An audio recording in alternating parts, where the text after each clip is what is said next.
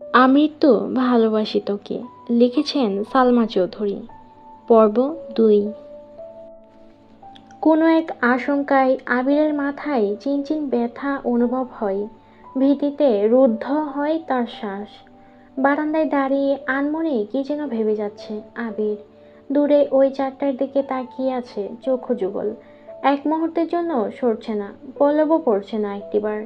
তার দুর্বোধ্য দৃষ্টি হঠাৎ কারো অস্তিত্ব বুঝতে পেরে সাবলীল ভঙ্গিতে নড়ে চড়ে দাঁড়ায়, দৃষ্টি সরিয়ে নেয় চাঁদ থেকে। ঘাড় ঘুরিয়ে দেখে নেয় মানুষটাকে। তারপর ধীরস্থির কণ্ঠে জানতে চাই, কিছু হয়েছে?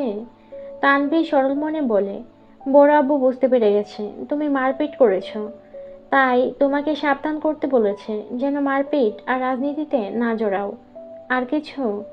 অবহেলায় প্রশ্নটা করলো আবির। না, তেমন কিছু না, ব্যবসায় হাল ধরতে বলল, তানভীর উত্তর দিল। আবির, আচ্ছা ঠিক আছে। আর কিছু বলবি? তানভীর, ভাইয়া মাথা ঠান্ডা করো তুমি। বাদ দাও প্লিজ। আমি তোমাকে শুধু জানিয়েছিলাম বিষয়টা।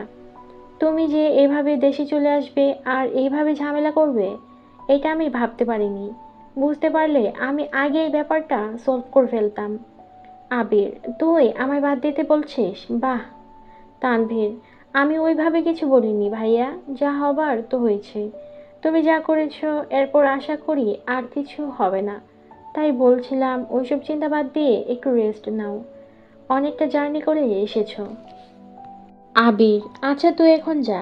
এরপর থেকে আমার ব্যাপারে তোকে যেন কেউ কিছু না বলে, এটা সবাইকে বলে দিস। এত বছর বাইরে ছিলাম, এখন তো আমি বাড়িতে আছি। যার যা কথা সব যেন আমায় বলে সরাসরি। আর আগামীকাল 12টার আগে কেউ যেন আমায় ডাকতে না আসে। তানভীর, আচ্ছা ঠিক আছে, আমি আসছি। এতক্ষণে মেঘে ঢেকে গেছে চাঁদ। অসীম দূরত্বে তাকিয়ে কি যেন ভাবছে ছেলেটা। তারপর রুমে ঢুকে দরজা আটকে ব্যাগ থেকে একটা সিগারেট বের করলো।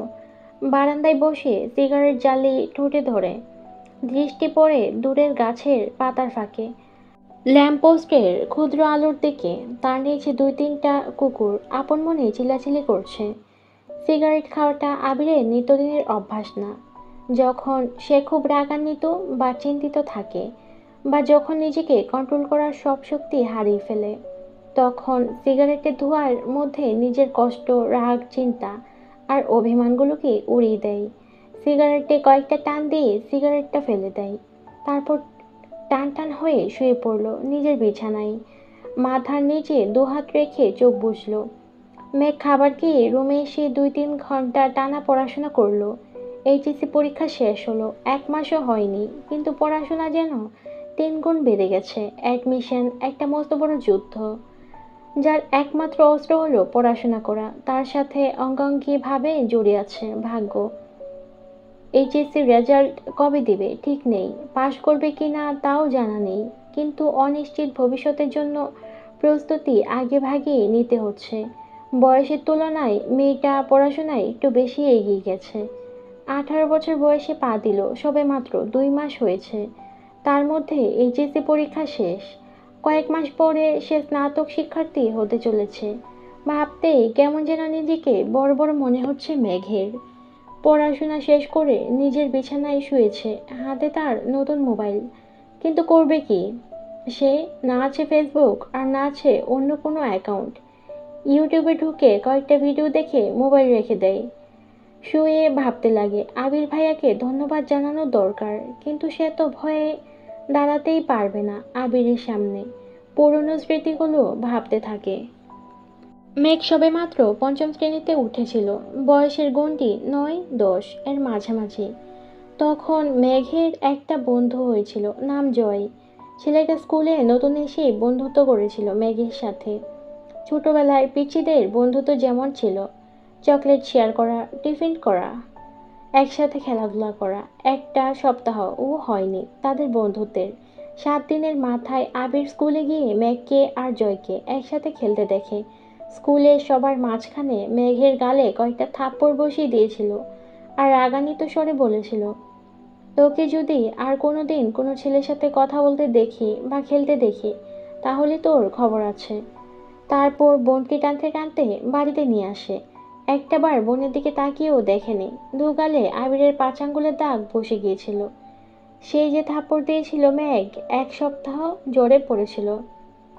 মেঘ ছোটবেলা থেকেই খুব অভিমানী ছিল। ছোট্ট মেয়েটা এই থাপ্পড়ের ভয়ে আর আতঙ্কে আর কখনো আবিরের দিকে চোখ তুলে তাকায়নি। কথা বলা তো দূরের বিষয়, আবির বাসায় থাকাকালীন রুম থেকেই বের হয়নি মেঘ বালিকা। আবিরও কখনো খোঁজ নেয়নি মেয়েটার। ছোট্ট মেঘের মনে তখনই জন্ম নেই আবির ভাইয়ের প্রতি অভিমান, সীমাহীন অভিযোগ, কষ্ট আর বিতৃষ্ণা। ২ বছর পর দেশ ছাড়ায় আবির। এই সময়ের মাঝে মেঘ আবিরের সাথে এক টেবিলে খেতেও বসতো না। আবিরকে দেখলেই যেন ছুটে পালাতো মেঘ। আবির বিদেশে চলে যাওয়ার পর মেঘ আবিরের ভয় থেকে নিজেকে সাবলীল করে আপন মনে রাজত্ব করতে থাকে খানবাড়িতে। আবিরের পাশের রুমটাই তার দখলে চলে আসে। আবির থাকলে হয়তো কখনোই সেই রুমে আসতো না। বিদেশ যাওয়ার পর আবির সবার সাথে ভিডিও কলে কথা বলেছে, কিন্তু কথা হয়নি মেঘের সাথে। ২-১ বার মেঘের কথা জিজ্ঞেস করেছিল ঠিকই, কিন্তু মেঘ আতঙ্কের কথা বলতে চায়নি। এরপর থেকে আবিরও কখনো মেঘের কথা জিজ্ঞেস করেনি। এত বছর পর ভাই বাড়ি এসেছেন, এখনো দেখা হয়নি তার সাথে। এরই মধ্যে মারপিট করে ফেলেছেন। ছোটবেলার অনুভূতি প্রকাশ না করতে পারলেও আজ আবিরের কর্মকাণ্ডের কথা শুনে মেঘের মনে একটা নামই ঘুরপাক খাচ্ছে, সেটা হলো হিটলার। হিটলারের সাথে আবিরের কতটা মিল বা বেমিল তা বিবেচনা করার বিন্দু পরিমাণ ইচ্ছে নেই তার। মাথায় একটা চিন্তাই ঘুরছে, ধন্যবাদ জানানো উচিত, কিন্তু সে কি আদৌ কথা বলতে পারবে হিটলারের সাথে? এসব ভাবতে ভাবতে ঘুমিয়ে পড়ল সে। ভোরবেলা থেকেই বাড়িতে রান্নার ধুম পড়ে যায়। ৩ ভাই সকাল সকাল খেয়ে অফিসে চলে যায়। মিম আর আদিও স্কুলে চলে যায়। মেঘ ঘুম থেকে ওঠে ৮টায়। রাত জাগার কারণে সকালে উঠতে পারে না সে। মাঝে মাঝে গোসল করে খেয়ে বের হয়, মাঝে মাঝে এমনিতেই চলে যায়। ১০টা থেকে ২টা পর্যন্ত বাহিরে কোচিং, তারপর টিউশনি শেষ করে বাড়ি ফিরে ফ্রেশ হয়ে খেয়ে একটু ঘুমায়। বিকালে একটু হই হুল্লোড় করে তারপর পড়াশোনা করে। এই তার বর্তমান জীবন। আজও তার ব্যতিক্রম হলো না। খেয়ে কোচিংয়ের উদ্দেশ্যে বেরিয়ে পড়েছে। বাসার গাড়ি তাকে দিয়ে আসে, আবার কল দিলে গিয়ে নিয়ে আসে। ঠিক ঠিক ১২টায় ঘর থেকে বের হয় আবির। ধীর গতিতে নিচে আসে। চিন্তিত মুখ দেখে মা মালিহা খান ভীতস্বরে ছেলেকে জিজ্ঞেস করেন, কিছু হয়েছে তোর বাবা? আবির মুখের দৃঢ় ভাব বজায় রেখে উত্তর দিল, কিছু হয়নি, খেতে দাও। ছোটবেলায় চঞ্চলতার ছিটে ফোঁটাও নেই ছেলেটার মাঝে, এটা ভেবেই বারবার হতাশ হচ্ছেন মালিহা খান। হঠাৎ চোখে পড়ে ছেলের হাতে ব্যান্ডেজের দিকে। হাতটাও ফুলে গেছে অনেকটা। আবির খাবার খাচ্ছে আর তার মা শান্ত স্বরে ছেলেকে বোঝাচ্ছেন, এটা করো না, সেটা করো না। মনে হচ্ছে ৫ বছরের শিশু সে, আগুন পানি চিনে না। যদিও বাবা মায়ের কাছে সন্তানরা সারা জীবন শিশুই থাকে। খাওয়া শেষে মায়ের থেকে বিদায় নিয়ে বেরিয়ে যায় আবির। মেঘ বাড়ি ফিরেছে ১ ঘন্টা হবে। শাওয়ার নিয়ে নিচে এসেছে খেতে। খাওয়া শেষ। তানভীর রুম থেকে ছুটে এসে জিজ্ঞেস করে, বড় আম্মু, ভাইয়া কোথায়? আঁতকে ওঠেন মালিহা খান, ও তো ২-৩ ঘন্টা আগেই খেয়ে বের হয়েছে। কেন? ইস, মিস করে ফেললাম। মালিহা খান, কি হয়েছে বাবা? মেঘ নীরবে তাকিয়ে ভাই আর বড় আম্মুর কথোপকথন শুনছে আর বোঝার চেষ্টা করছে ঘটনাটা কি। তানভীর ভাইকে কল দিয়ে জিজ্ঞেস করে, কোথায় আছো? আবির কি যেন বলল, শোনা যায়নি। তানভীরের চোখে মুখে উত্তেজনা স্পষ্ট। বড় আম্মু, আম্মু, কাকিমণি, বাহিরে চলো। কেউ প্রশ্ন করার আগেই তানভীর ছুটে গেল বাহিরে। তার পেছন পেছন মিম, আদি, মা, কাকিরা সবাই দরজা পর্যন্ত গেল। সবার পেছনে মেঘও গেল সেখানে। এরই মধ্যে বাইকে বাড়ি ঢুকলো আবির। নীল রঙের চকচকে একটা সুন্দর বাইক, হেলমেটটাও নীল। হেলমেট খুলতে খুলতে তাকায় বাড়ির মানুষের দিকে। মেঘ অপলক দৃষ্টিতে তাকিয়ে আছে। সে কবে দেখেছিল আবিরকে? সেই আবিরের সাথে এই আবিরের চেহারার কোনো মিল নেই। হেলমেট খোলাতে চুলগুলো এলোমেলো হয়ে গেছে আবিরের। চোখে সানগ্লাস, নেভি ব্লু রঙের শার্ট, কালো প্যান্টের সাথে ইন করে পড়েছে। হাতে কালো ফিতার একটা ঘড়ি, পায়ে শু জুতা। আপাদ মস্তক দেখলো আবিরের। হৃৎপিণ্ডের ৪ প্রকোষ্ঠ ছটফট করতে লাগলো মেঘের। আবিরের দিকে বিভোর দৃষ্টিতে তাকিয়ে আছে সে। আবির বাড়ির সকলের উদ্দেশ্যে বলল, বাইকটা কিনেছি, কেমন হয়েছে? আবিরের কণ্ঠ মেঘের মনের গহীনে ধাক্কা খায়। এতে হুঁশ ফিরে তার। দাঁড়িয়ে থাকতে পারছে না সে। এক দৌড়ে নিজের রুমে ঢুকে দরজা আটকে শুয়ে পড়ে মেঘ। মিমার আদি হই হুল্লোড় করছে। আবির ভাইয়ার কাছে আবদার করছে ওদেরকে ভাইকে নিয়ে ঘোরার জন্য। মালিহা খান ছেলের পানে তাকিয়ে প্রশ্ন করলেন, বাসায় 2-3টা গাড়ি থাকার পরও বাইক কেন কিনলে? আমার গাড়িতে চলাচল ভালো লাগে না, অবলীলায় উত্তর দিল আবির। পিচ্ছিরা খুশি হলেও খুশি হতে পারেনি মালিহা খান, হালিমা খান আর আকলিমা খান। কারণ এই বাড়িতে বাইক ব্যবহার নিষেধ করেছিলেন স্বয়ং আলী আহমদ খান নিজেই। তিনি কোনো এক বয়সে বাইকে অ্যাক্সিডেন্ট করেছিলেন। সেই থেকে বাইক কেনা বা বাইকে চলাচল নিষিদ্ধ করেছেন। ইকবাল খানের খুব ইচ্ছে ছিল বাইক কেনার, কিন্তু বড় ভাইয়ের নিষেধ অমান্য করার সাধ্য নেই, তাই কিনতে পারেনি। তানভীর খুব করে চেয়েছিল বাইক কিনতে। রাজনীতি করার সুবাদে অনেক জায়গায় চলাচল করতে হয়, বাইক থাকলে সুবিধা হয়। বাবা মোজাম্মেল খানকে বলেও ছিল সে, কিন্তু বাবার এক কথা, তোর বড় আব্বুর বাইক পছন্দ করে না। তোর দরকার পড়লে তুই একটা গাড়ি সবসময় ব্যবহার করিস, তারপরও বাইক কেনার নাম মুখে নিস না। আবির বাড়ি ফিরেছে 24 ঘন্টা হবে হয়তো, এর মধ্যেই বাইক কিনে ফেলেছে। এর পরিণাম কি হবে তা ভেবেই ভয়ে আটকে যাচ্ছে বাড়ির 3 বউ। অষ্টাদশী হৃদয় কাঁপছে, কেমন যেন অস্থির লাগছে সবকিছু। পরিচ্ছন্ন নয়নে তাকিয়ে আছে রুমের জানালার দিকে, দৃষ্টি তার অসীম দূরত্বে। কি জানি কি ভাবলো কতক্ষণ, হঠাৎ ঝলমলিয়ে উঠল মেঘ। সঙ্গে সঙ্গে চোয়াল শক্ত করে নিজেকে নিজে প্রশ্ন করলো, বাই এনি চান্স আমি কি হিটলারটার উপর ক্রাশ খেয়েছি? শ্বাস ঝেড়ে নিজের মাথায় গাঁটটা মেরে মেঘ বলে, ছি মেঘ ছি, কি ভাবছিস তুই? কেউ কি তার চাচাতো ভাইয়ের উপর ক্রাশ খায়? ভালো ভদ্র হলেও মানা যেত, এমন গুরু গম্ভীর বদমেজাজে আর হিটলার স্বভাবের কেউ কি কারো ক্রাশ হয়? যে ছেলে 10 বছরের মেয়ের গায়ে হাত তুলতে পারে সে আর যাই হোক, আমার ক্রাশ হতে পারে না, এটা ভাবতেই মেঘের বুক ভেসে আসে কষ্টে। নিজেকে স্বাভাবিক করতে মোবাইল হাতে নিয়ে কল করলো মেঘের সবচেয়ে কাছের বান্ধবী বন্যাকে। প্রথমে কল দিতেই রিসিভ হয় কল। বন্যা, আসসালামু আলাইকুম, কেমন আছো বেবি? মেঘ, ওয়ালাইকুম সালাম, আলহামদুলিল্লাহ ভালো আছি, তুই কেমন আছিস? বন্যা, হঠাৎ আমায় স্মরণ করার কোনো স্পেশাল কারণ আছে? তোর তো আবার ভাঙা ফোন, ঠাসঠুস বন্ধ হয়ে যায়। মেঘ রাগান্বিত স্বরে এক প্রকার হুঙ্কার দিয়ে বলে, তুই আজ কোচিংয়ে আসিসনি কেন? কি যে একটা জিনিস মিস করেছিস? বন্যা, কি মিস করেছি বলে ফেলো বান্ধবী। মেঘ, এখন বললে কি আর সেই ফিলটা পাবি নাকি? আজব। বন্যা, আরে বেবি বলো তুমি, কাল শুক্রবার, কোচিং বন্ধ, আবার দেখা হবে রবিবারে, ততদিন সহ্য হবে না। বলে ফেলো মেঘ। আমার হাতে এখন আইফোন 13 প্রো ম্যাক্স। মেঘের কথাই বন্যা এক বিন্দু বিশ্বাস করেনি।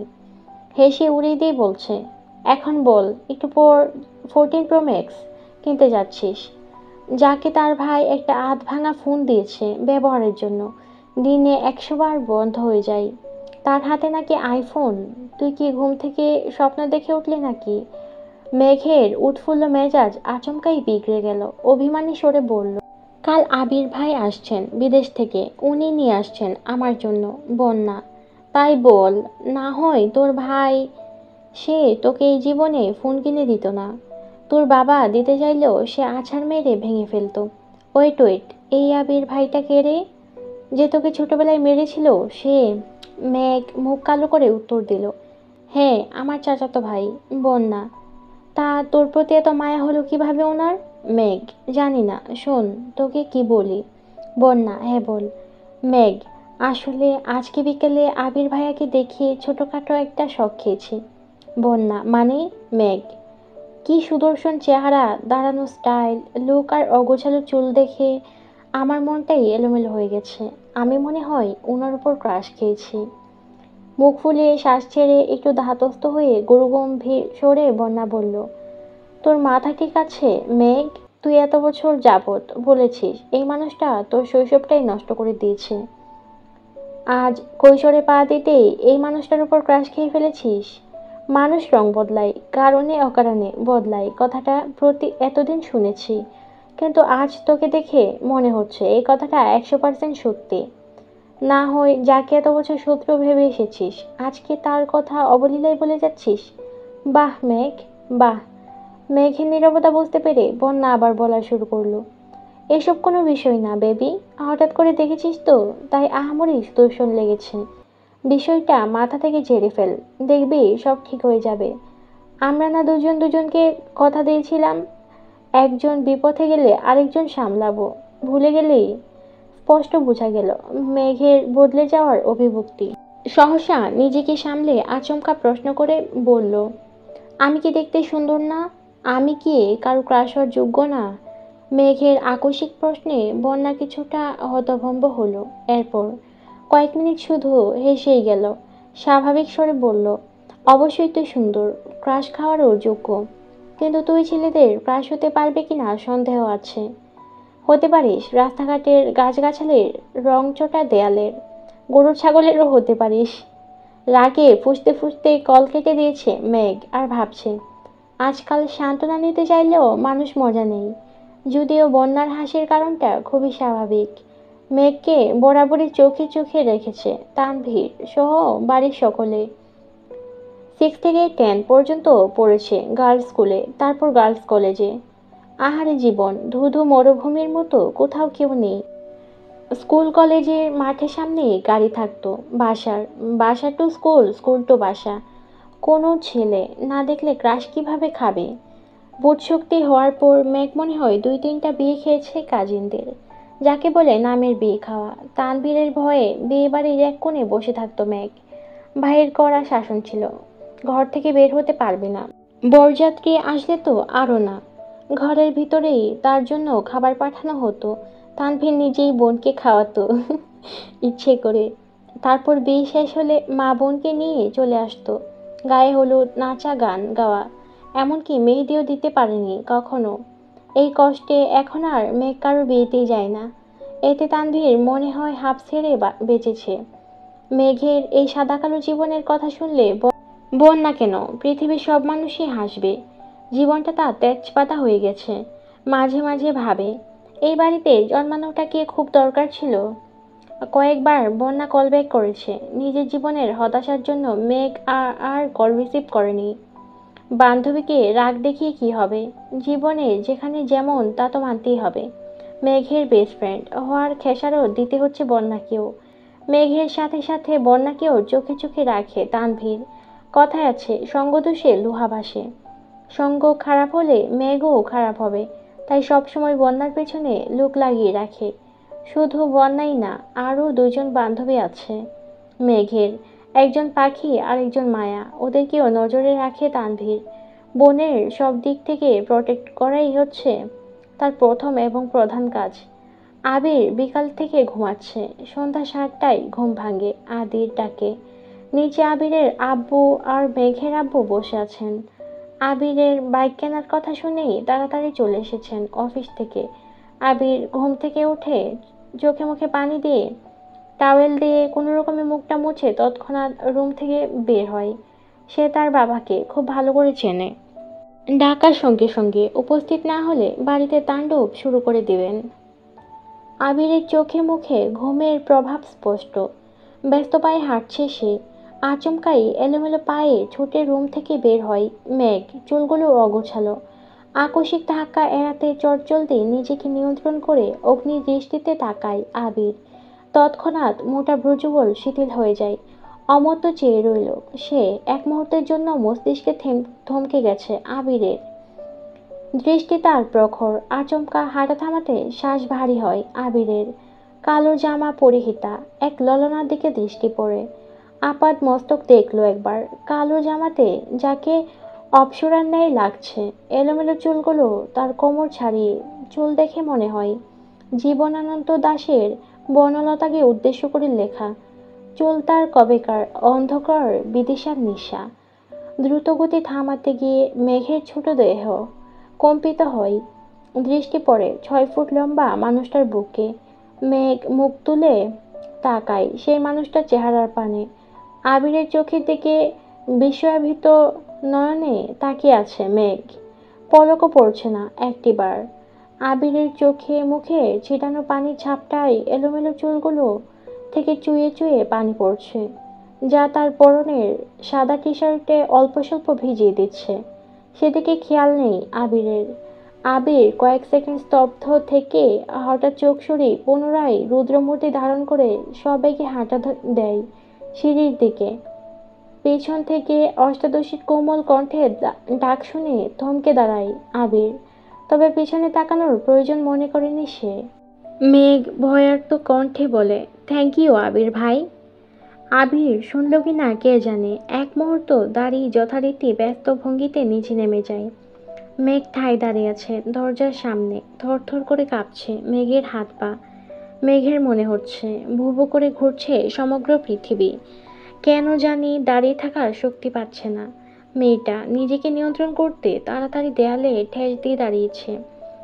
এতগুলো বছর পর আবিরের চোখে চোখ রাখলো মেঘ। ভেতরটা ভয়ে আঁতকে উঠেছে বারবার। অন্তরাত্মা শুকিয়ে যাচ্ছে মেঘের। সোফায় বসে আছেন দুই ভাই। বাড়ির মহিলারা রান্নাঘরের কাজে ব্যস্ত থাকলেও নজর তাদের এদিকে। কি হবে কে জানে। আলী আহমদ খান নিজের গাম্ভীর্যতা বজায় রেখে এক প্রকার হুঙ্কার দিয়ে প্রশ্ন করলেন, তুমি নাকি বাইক কিনেছ? এই কথাই হুঁশ ফিরে অষ্টাদশীর। কিছুটা স্বাভাবিক হয়ে দুই পা সামনে গিয়ে বারান্দার সাইডে দাঁড়িয়ে নিচে তাকায় মেঘ। নিচে সোফায় বসা আব্বু আর বড় আব্বু। তাদের থেকে কিছুটা দূরে দুহাত ভাঁজ করে শটান হয়ে দাঁড়িয়ে আছে আবির। জি, ভাবলেশীন ভাবে উত্তর দেয় আবির। কিন্তু কেন? পুনরায় হুঙ্কার দেন তার আব্বু। আমার বাইক কেনার ইচ্ছে ছিল তাই কিনেছি। তুমি জানো না এই বাড়িতে বাইক কেনা বা চালানো নিষেধ? এবার প্রশ্নটা চাচ্চু মোজাম্মেল খান করেছেন। হ্যাঁ জানি।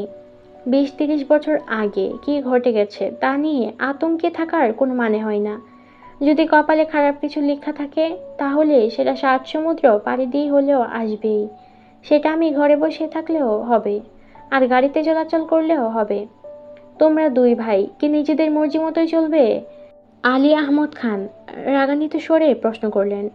বাইক কেনা যদি নিজের ইচ্ছে মতো চলা হয় তাহলে আমি দুঃখিত আব্বু। এই ব্যাপারে আমি নিজের মনের কথাই শুনবো। আমাদের নিজস্ব 3টা গাড়ি আছে। এত গাড়ি কেন কিনলাম? তোমাদের জন্যই তো। মোজাম্মেল খান কোমল স্বরে বললেন, গাড়িতে চলাচল আপনাদের ইচ্ছে তাই আপনারা গাড়ি কিনেছেন। আমার গাড়িতে চলাচল করতে ভালো লাগে না, তাই আমি বাইক কিনেছি। এটা নিয়ে এত কথা বাড়াচ্ছেন কেন চাচ্ছু? তোমাদের বাইক সম্পর্কিত জেরা শেষ হলে একটা গুরুত্বপূর্ণ কথা বলার আছে। আবির আব্বুর দিকে তাকিয়ে কথাগুলো বলল। এতক্ষণ বাড়ির মহিলারা রান্নাঘরে থাকলেও এবার আর থাকতে পারলেন না। এক ছুটে সবাই ড্রয়িং রুমে চলে এসেছেন। মেঘ তীক্ষ্ণ দৃষ্টিতে তাকিয়ে আছে আবিরের দিকে। এই বাড়িতে এত বছরে কাউকে গলা উঁচু করে মুখের উপর কথা বলতে শুনেনি সে। তানভীর ভাইয়া যত মেজাজ দেখিয়েছে সব মেঘের উপর। বড় আব্বু বা নিজের আব্বুর মুখের উপর কথা বলার সাহস হয়নি তার। আবির ভাই 2 দিন হলো এসেছে, আজই বাবার মুখের উপর নিজের মর্জি শোনাচ্ছে। এখন মেঘের মনে হচ্ছে উনি হিটলারের থেকেও বড় বাম্পের কিছু। মনোযোগ দিয়ে বাকি কথা শোনার চেষ্টা করছে মেঘ। আবির, আব্বু, চাচ্চু, আমি অনেকদিন যাবৎ চিন্তা ভাবনা করছি নিজে একটা কোম্পানি শুরু করব। তোমরা অনুমতি দিলে কাজ শুরু করব।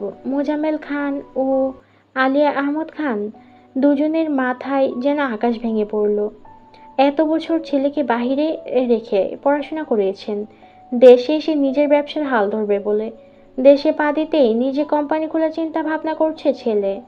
মোজাম্মেল খান চিন্তিত কণ্ঠে বললেন, আমরা তো ভেবেছিলাম তুমি পারিবারিক ব্যবসাকে এগিয়ে নিয়ে যাবে। আবির কিছু বলার আগেই আলী আহমদ খান বলে উঠলেন, ঠিক আছে, তুমি পড়াশোনা করে এসেছো, তোমার নিজস্ব মতামতের গুরুত্ব আমরা অবশ্যই দিব। তোমার নতুন কোম্পানি নিয়ে আমাদের কোনো আপত্তি নেই। তবে আমার একটা শর্ত আছে। তুমি আমাদের কোম্পানির সিইও হবে। আগামীকাল শুক্রবার, অফিস ছুটি, তাই তুমি শনিবারের অফিসে যাবে। তোমাকে অফিসিয়ালি সিইও পদ দেওয়া হবে। তারপর তুমি আমাদের অফিস সামলে যদি নতুন কোম্পানি শুরু করতে পারো, প্রতিষ্ঠিত হতে পারো, তাতে আমাদের কোনো আপত্তি নেই। বেস্ট অফ লাক মাই বয়। আবির যেন আগে থেকেই জানতো এরকম কিছু হবে, তাই তার মধ্যে কোনো পরিবর্তন দেখা গেল না। এতটুকু বলে সোফা থেকে উঠে রুমের দিকে হাঁটা শুরু করলেন। আবিরের আব্বু কয়েক কদম এগিয়ে আবার দাঁড়িয়ে আবিরের দিকে তাকিয়ে রুদ্ধ কণ্ঠে বললেন, আমরা কোম্পানি সামলানোর জন্য সারা জীবন থাকবো না, তোমাদেরকেই দায়িত্ব নিতে হবে। তুমি না পারলে তোমার প্রাণপ্রিয় ভাই তানভীরকে বলো রাজনীতি ছেড়ে ব্যবসায় আসতে, তারপর তুমি তোমার মতো নিজ কোম্পানি খুলতে থাকো।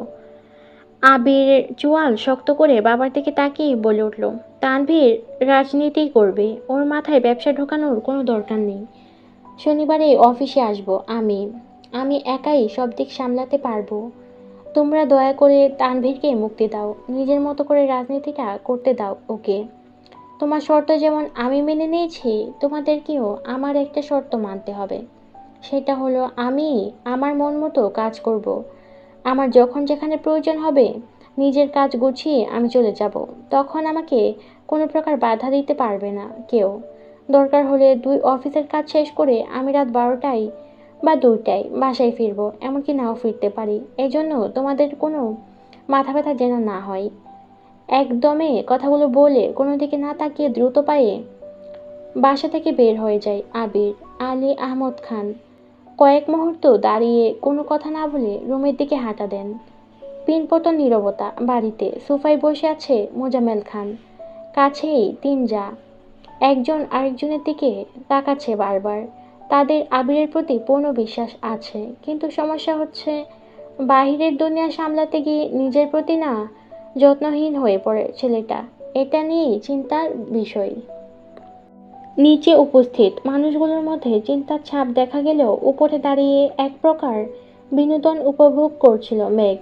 যে বড় আব্বুর কথার উপর কারোর কথা চলে না, আজ উনার সাথে টক্কর দেওয়ার মানুষ এসেছে।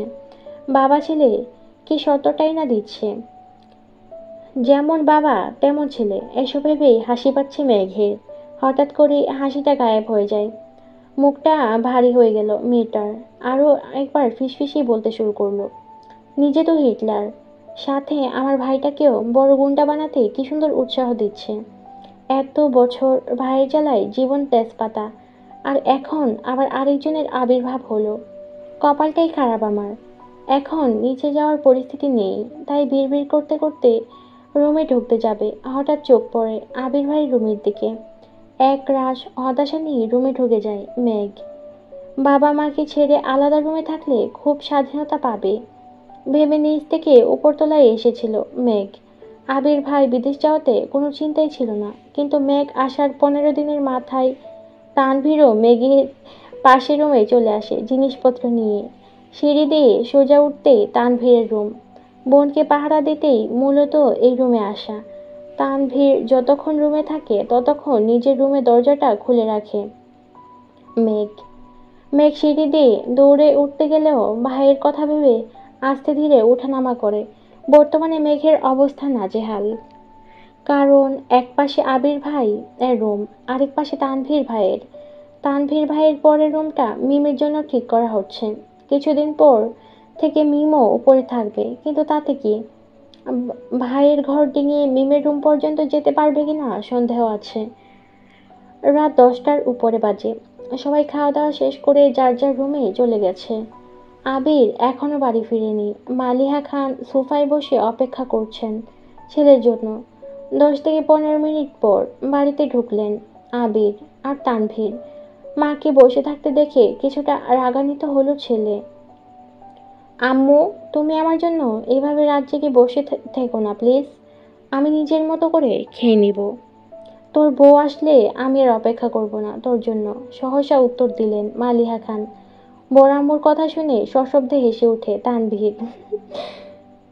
আবির ঘাড় ঘুরিয়ে তাকায় তানভীরের দিকে, সঙ্গে সঙ্গে তানভীর হাসি থামিয়ে ফেলে। নিঃশব্দে হাসছে সে। তানভীর বরাবরই ভীত প্রকৃতির, বাহিরে যতই শক্তপোক্ত থাকুক না কেন। বাবা চাচা আর ভাইয়ের সামনে সে যেন ভেজা বেড়াল। এতদিন যত কাজই থাকতো, ছেলেটা 8টা 9টার মধ্যে বাড়ি এসে সবার সাথে খেতে বসতো। কিন্তু আবির ফেরাতে টাইম শিডিউলের কিছুটা পরিবর্তন হয়েছে ছেলেটার। শেষ হলো আজকের পর্ব। কেমন লাগলো অবশ্যই কমেন্ট করে জানাবেন। ভালো লাগলে অবশ্যই লাইক, কমেন্ট এবং শেয়ার করতে ভুলবেন না। আর আমার ভয়েসে নতুন আর কি গল্প শুনতে চান অবশ্যই কমেন্ট করে জানাবেন। ধন্যবাদ।